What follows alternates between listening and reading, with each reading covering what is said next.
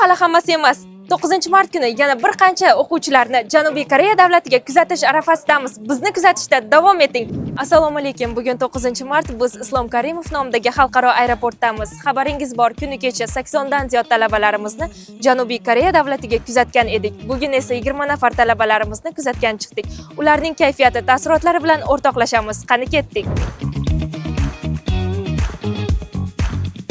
Taassurotlar qanaqa bo'lyapti? Taassurot dahshat.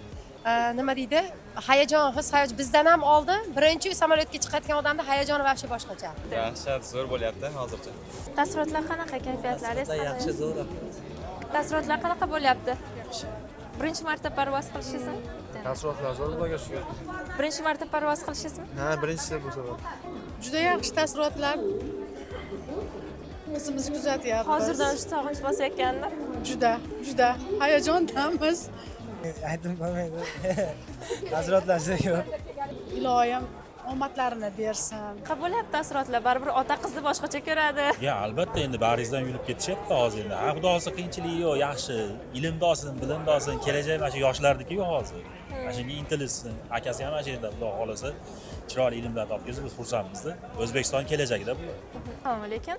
Kim kuzatgan chiqyapsiz endi? Voy, mana shu qizimni kuzatgan chiqdida. Qanaqa taassurotlar bo'lyapti? Voy, xursandchilikda. O'tgan yili akasi ketdi, bu yil hozir mana singlisini jo'natyapmiz xursandchiliklar bilan.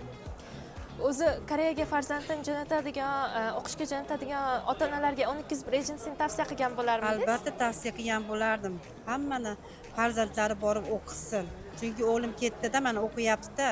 Shuning uchun bu qizim ham o'zi afzali chet elda o'qiyman, Koreyada o'qiyman deb niyat qilardi. Mana niyatiga yetdi, mana ketyapti xudo xolasa. Omadini bersin. Hammani farzandlari o'qisin o'sha yerlarda. Koreyaga o'qishga bormoqchi bo'lgan do'stlaringizga 12 ejensini tavsiya qilgan bo'lardingiz? Tavsiya qilgan bo'lardim. Har taraflama qulay, kvartiraga ketishga, u yoqda kutib olishlariga hamma taraflama qulay. 12 agency. Yani do'stlaringizga ham 12 ejensini tavsiya qilgan bo'lardingiz? Albatta, o'sha tavsiya qilib bo'ldim-da. Juda zo'r ekan, mana bittada vizamiz chiqarib berdi. Juda tez va sifatli. Martabalaringiz rahmat. Katta o'tgan yil mana o'g'limizni jo'natdik. Hamma yo'l chiroyli bo'ldi. Ashulari sharofatdan mana qizimiz ham bunda ashiga borib o'qimoqchi bo'ldi. Rahmat sizlarga, kam bo'lmanglar. Ishlarga baraka, Alloh barakasini bersin. Hamisha sog' bo'ling. Xudo xolasa tavsiya qilamiz. Yana bitta o'g'limizni jo'natyapmiz.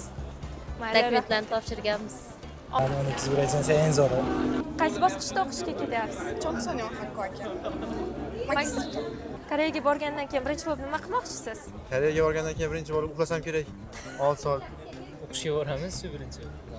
Birinchi qiladigan ish aylanish bo'ladi. Shu bilan Koreya madaniyatini o'rganish. o'rganish bo'ladi shunaqa. Birinchi bo'lib sayohat.